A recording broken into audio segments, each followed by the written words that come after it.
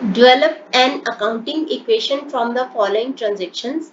Accounting equation होती है assets is equal to liabilities plus capital. इन हर एक ट्रांजेक्शन से क्या होगा, हमारी अकाउंटिंग इक्वेशन हमेशा बैलेंस रहेगी, यानी कि एसेट साइड हमेशा लाइबिलिटीज प्लस कैपिटल के बराबर रहेगी। तो क्वेश्चन स्टार्ट करते हैं।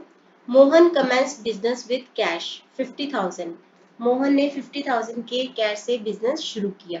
तो हम यहाँ पे साइड पे लिखेंगे इसको, assets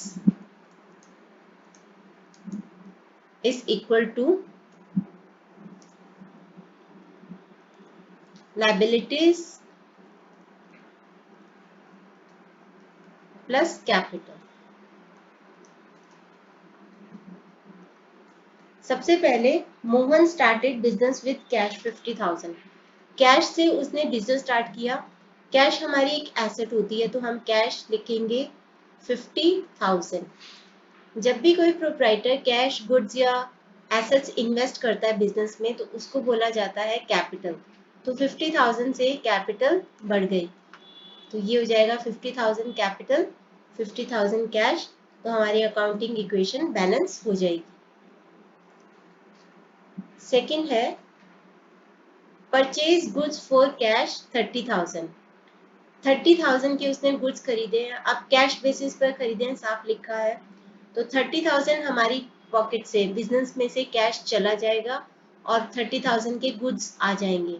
गुड्स होता है स्टॉक, जो कि एक एसेट होती है, यहाँ पे लिखेंगे प्लस स्टॉक। एक नई एसेट क्रिएट हो गई जिसका नाम है स्टॉक। तो 30,000 की स्टॉक आ गया, हमारी पॉकेट से 30,000 का कैश चला गया है, तो ये कैश रह जाएगा 20,000 और स्टॉक आ गया हमारे पास 30,000। फिर से ये 50,000 हो गया। लायबिलिटी साइड पे कोई इफेक्ट नहीं आएगा, तो कैपिटल उतने का उतना रहेगा। आप हाइफन डाल के यहाँ पे 50,000 लिख दो। उसके बाद है next, purchase goods on credit 20,000। 20,000 के उसने गुड्स खरीदे हैं उधार पर, क्रेडिट पर खरीदे हैं। जितने के गुड्स खरीदे जाते हैं क्रेडिट पर, जिस पर्सन से खरीदे जाते हैं उसको बोला जाता है क्रेडिटर। क्रेडिटर वो पर्सन होता है जिससे हम गुड्स क्या होता है, जिसमें बिजनेस डील करता है, गुड्स खरीदते हैं उधार पर, क्रेडिट पर, उसको बोला जाता है क्रेडिटर, जो कि हमारी लायबिलिटी होती है। तो 20,000 की एक लायबिलिटी क्रिएट हो गई, 20,000 के गुड्स हमारे पास आ गए, परचेज गुड्स ऑन क्रेडिट। तो हम स्टॉक में 20,000 ऐड कर देंगे और एक हमारी नई लायबिलिटी क्रिएट हो गई है जिसका नाम है क्रेडिटर।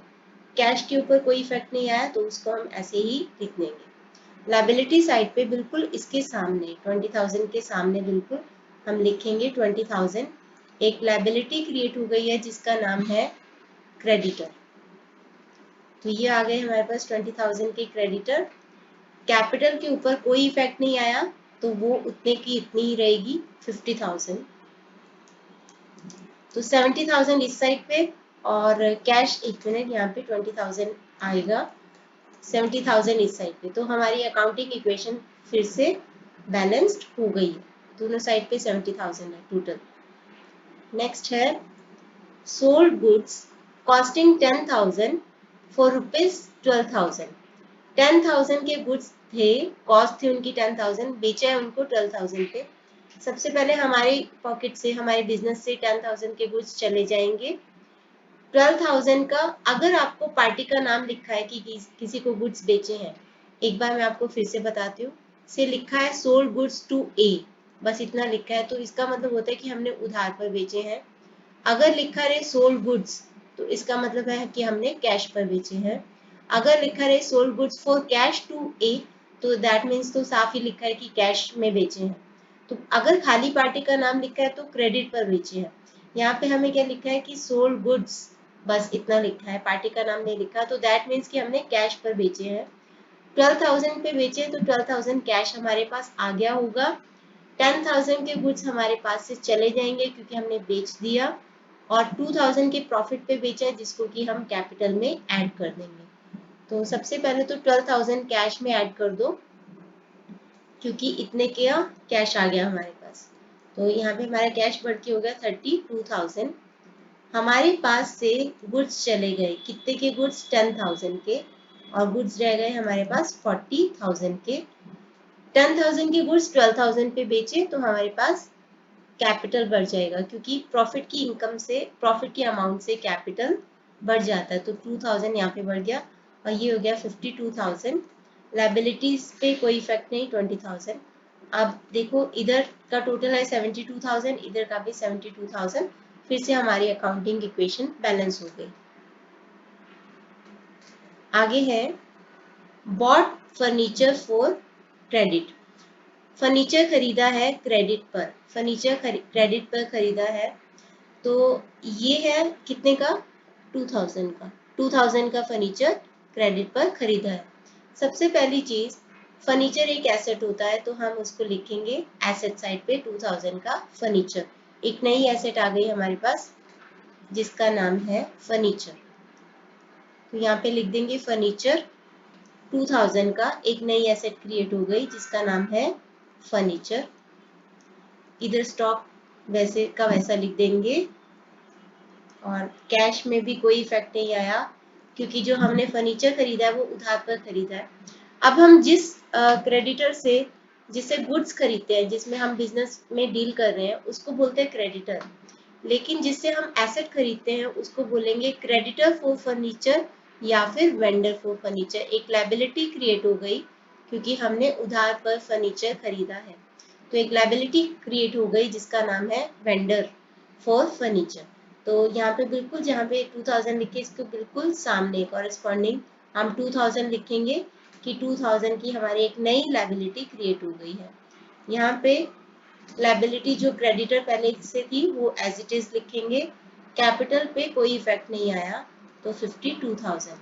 तो इस साइड का टोटल हो गया हमारे पास 74,000, इधर का भी टोटल 74,000। तो हमारी अकाउंटिंग इक्वेशन बैलेंस हो गई।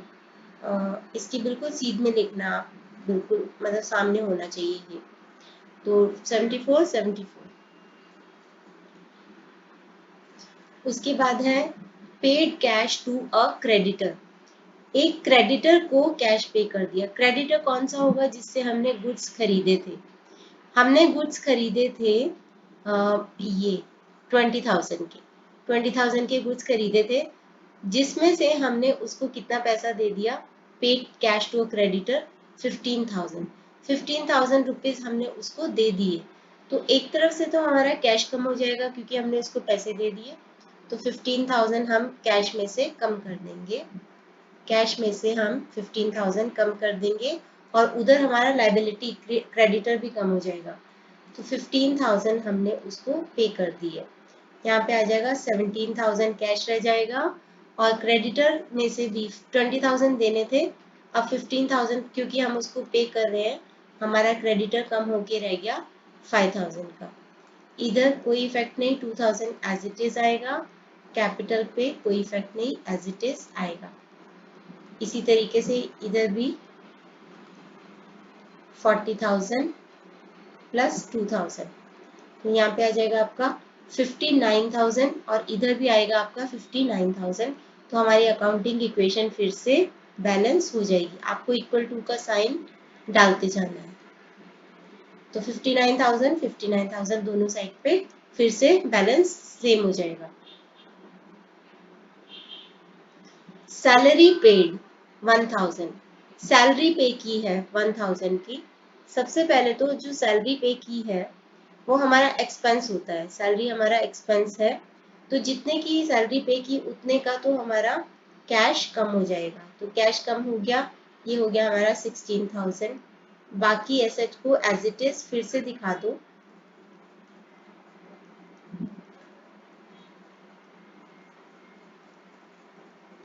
जितने का हम एक्सपेंस पे करते हैं उतने से हमारी कैपिटल भी कम हो जाती है, क्योंकि हमारे एक्सपेंसेस से हमारा प्रॉफिट कम हो जाता है। तो कैपिटल में से भी 1,000 हम माइनस कर देंगे। तो इस साइड का लायबिलिटी साइड का टोटल आ गया हमारे पास 58,000, इधर का टोटल भी 58,000 है। आपको डबल अंडरलाइन करना नहीं भूलना सारी अमाउंट्स के नीचे। तो एक बार हम आंसर मिला लेते हैं, हमारा आंसर करेक्ट है या नहीं। आंसर हमारा करेक्ट ही है। 16, 40, 2000 और 5000, 2000 एंड 51,000 बिल्कुल करेक्ट है हमारा आंसर। तो ये था क्वेश्चन नंबर 5 कंप्लीट।